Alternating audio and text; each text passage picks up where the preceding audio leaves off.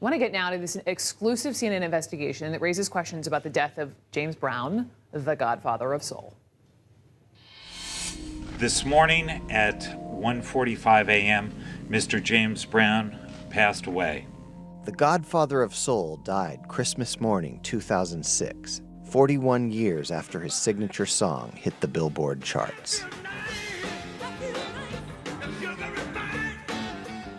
Officially, the cause of death was a heart attack and fluid in the lungs. He sat down on the bed. Officially, the only person with him when he died was his personal manager. And he sighed very, very quietly and very gently.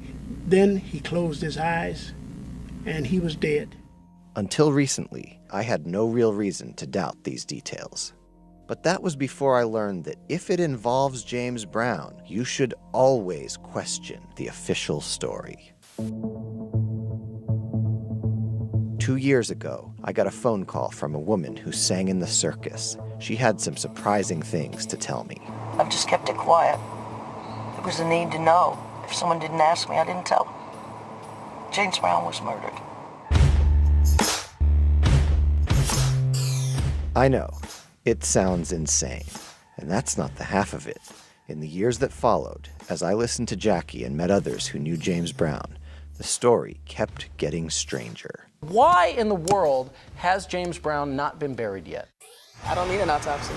I'm his daughter. I have his blood. This story has never been told before in the mainstream press. You won't find it in any of Brown's biographies.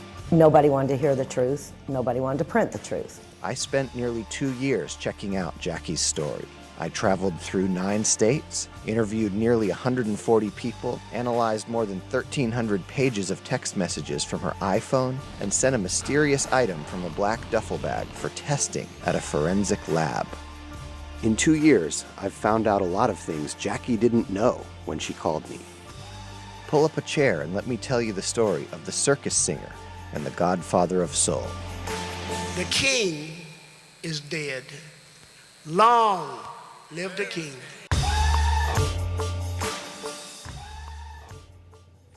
Oh my goodness. CNN's Thomas Lake is here. He wrote this extraordinary 3-part investigative series. It just went live on CNN.com. So Thomas, thank you so much for coming to DC and talking me through this incredible investigation and this journey you've really been on for the last 2 years. So let's just start with why won't these questions of his death go away? Well, here's what I learned in my reporting. There are at least 13 people who knew James Brown who think there should be an autopsy, a criminal investigation, or both. And his wife says this, his manager, the doctor who signed the death certificate. Dr. Marvin Crawford gave CNN an exclusive interview, and he still wants to know what went wrong in James Brown's hospital room just before he died. But he was 73 years of age. I mean, this is a man who had a history of drug abuse and health problems. Does that not explain his death? You might think so, except the doctor told me Brown was almost ready to go home from the hospital. He'd been treated, he had a concert tour scheduled, he was going to get in the studio with Aretha Franklin. And then suddenly he took a drastic turn for the worse and died. And people still want to know why. Because there wasn't an autopsy at the time.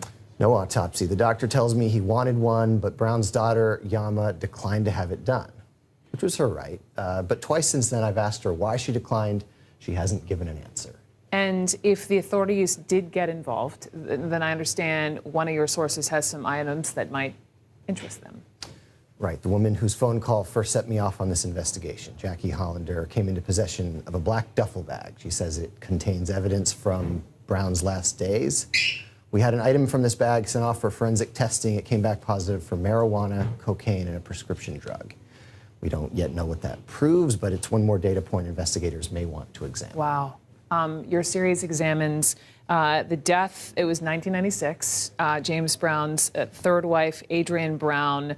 She was 45, recovering from plastic surgery in Beverly Hills. Investigators found no sign of foul play back then. So why raise this now? Well, we've got some new information on that death. In 2017, this same woman, Jackie, she was a friend of Adrienne, and she told me I should call this detective, now retired, who looked at Adrienne's death at the time. She said he was suspicious about her death too. So I find this guy, I call him, And he has this notebook that an informant gave him in 2001.